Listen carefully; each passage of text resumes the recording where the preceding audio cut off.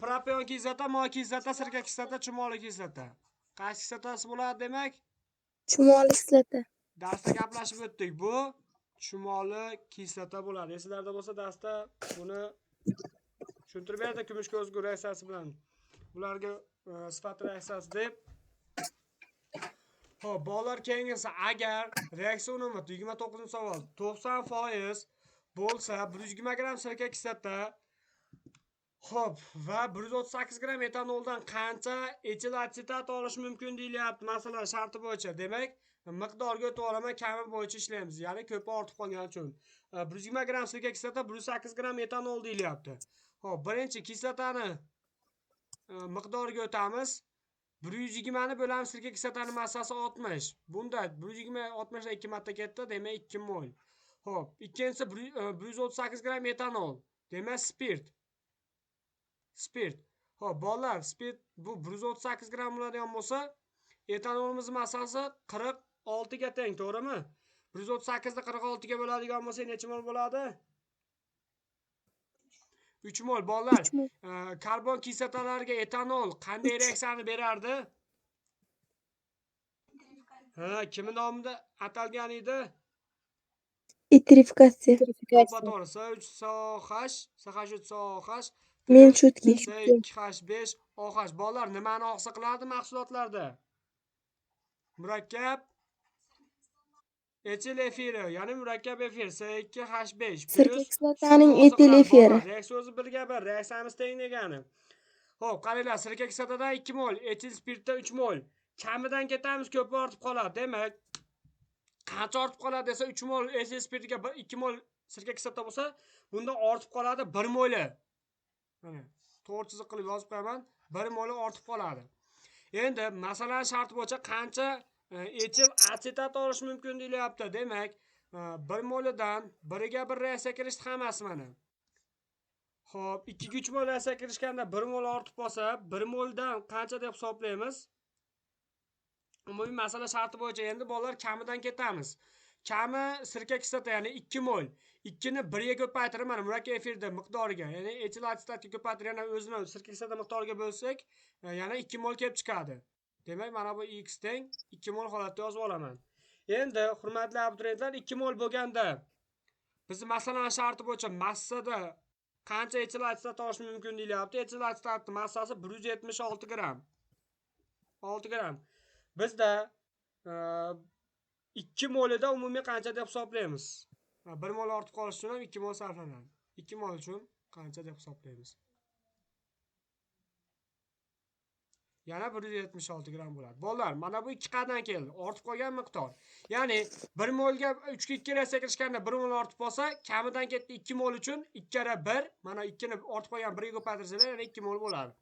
2 moldan qancha deb hisoblaydigan bo'lsa, 176 gram bo'ladi. Endi unum topib qo'ysa javob chiqadi. 176 gramimiz 100%. Biz masalan shart bo'yicha 90% da qancha deb hisoblaydigan bo'lsak, massa kelib chiqadi. Mana 158 158,4. Javob bo'ladi. Tushunarlimi? Xo'p, demak, 30-savol 609 gram etil spirti oksidlanishidan hosil bo'lgan asetaldegid yana oksidlantirildi. Hosil bo'lgan kislotaning 80 ml suvda eritildi. Kislotaning eritmasidan massa ulushini aniqlang deyilyapti masala sharti bo'yicha. Demak, mana buni o'chirib olaylik, hozir joy sig'may qolishi mumkin-da.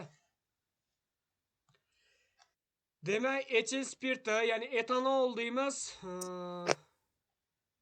C2H5OH empiriga oksidlaymiz. Buni oksidlanishda nimani olsa qiladi? Karbon kislotani olsa qiladi. Ya'ni sirka kislota CH3COOH. Endi 46 gramidan masalan shart bo'yicha 60 gram kislota olsa qilsa, biz masalan shart bo'yicha etanolda, ya'ni etil spirtni 609 gram beryapti. Qancha kislota deb topib olishimiz zarur? 9 gram bo'ladi. Bolalar, endi eritmada suv ham bor. Bilasizlar, kislota ham agregat holati suyuq, suvda agregat holati suyuq. Bunday qilib aytganda, demak 9 gram sirka kislotaga 80 ml suv to'g'ri keladi. Jami eritmani hisoblaydigan bo'lsak, 80 ga 9 ni qo'shadigan bo'lsanglar, eritmalar 89 gram bo'ladi. Masalan, sharti bo'yicha massa ulushini toping deyilgan hurmatli abituriyentlar. Buning uchun massa ulush topish uchun 89 grammiz umumiy 100% deb hisoblaydigan bo'lsak, bizda kislotamiz 9 gram edi. 9 da qancha deb hisoblasak, javobimiz chiqadi. Ha, 10 butun 1 10 butun 1. Javobimiz B javobga to'g'ri keladi. Mana bu D javob chiqqandi. Xo'p, tushunarlimi? Demak, bu 30-savol bo'ldi. Keyingi hurmatli abituriyentlar 31-savol. Massasi 60 gram bo'lgan 20% sirka kislota eritmasini metil spirt bilan ta'sirlashganda 14.8 gram murakkab efir hosil bo'ladi. Bunda necha gram metanol reaksiyaga kirishgan edi deyilyapti. Demak, eterifikatsiya reaksiyasini bergan. Dastlab 60 gramning 20% ni topamiz. Demak, 60 gramimiz umumiy 100% bo'lsa, 20% da qancha deb hisoblaymiz? 0.12 gram bo'ladi. Demak, 12. bola sirka kislotamiz 12 gram. Shu masalani eslab qoldimda, esinglarda bo'lsa, murakkab efirlarda mana shu 31-masalani ishlagandik. Bir eslab ko'ringlar-da. Shu mega to'plam bo'yicha ishlaganmiz shuni, esinglarda bo'lsa. Bor edi, yana qayta berilibdi, endi karbon kislota bo'lib. Tushunyapsizlarmi? Demak, bolalar, eterifikatsiya reaksiyasini yozib olaman. Bizda sirka kislotani eritmasi metil spirt bilan ta'sirlashgan. SH3 SOH empirik holatda yozadigan bo'lsam, plus metil spirti SH3OH bilan. Bunda SH3 SOH3, ya'ni nima deb nomlaymiz buni?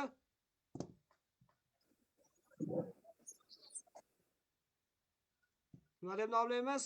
Murakkab efirda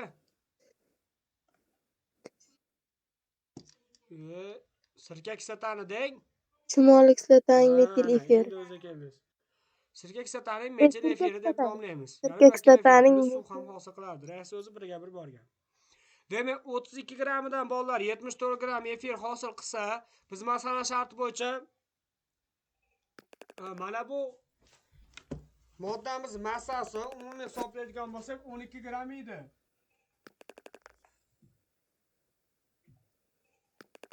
Ya'ni sirka kislotamiz massasi 12 gram edi. Xo'p, bunda masalan sharti bo'yicha 14.8 gram murakkab efir hosil qilgan. Ya'ni 14.8 gram murakkab efirda qancha deb metil spirtini topib olamiz?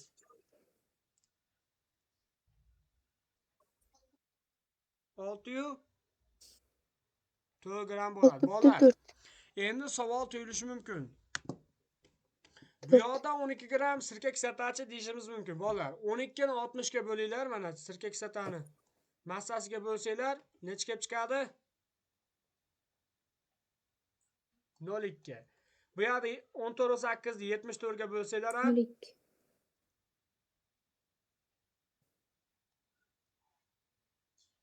0.2 kelib chiqadi. Ya'ni 14.8 74 ga bo'lsa. Bolalar, ikkalasi ham teng miqdorda. Xolasiz sirka kislotadan keting, xolasiz murakkab efirdan keting.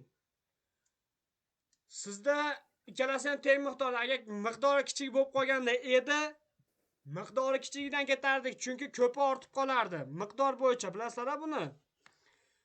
Kamidan ketdik, jami 604 gram bo'ldi massasi. Demak, javobimiz A javob bo'lar ekan. Keyingisi, o'simlik va jonivorlar tarkibida uchrovchi qaysi kislota kumush ko'zgu reaksiyasini namoyon qiladi deyilyapti. Qaysi kislota bo'ladi demak? Qaysi? To'ppa-to'g'ri chumoli kislota. Qayerdan olinadi chumolni? Chumoli kislota. Chumoli kislota. Bezlardan